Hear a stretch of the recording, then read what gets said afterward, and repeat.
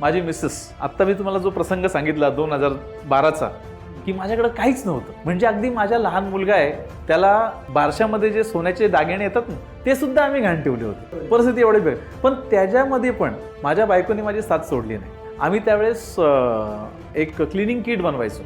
Cleaning किटमध्ये 1 litre phenyl, 1 litre toilet cleaner, 1 litre handwash, असा एक 5 गोष्टींचा एक किट होता ज्याची MRP साधारणतः होती 250 रुपये.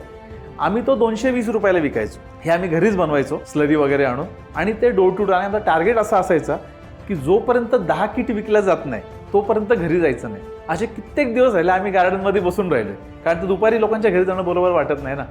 मग सकाळी निघायचो, दुपारी गार्डनमध्ये दोघंही बरोबर. मुलं, माझ्या आईचा मला खूप मोठा सपोर्ट होता त्यासाठी.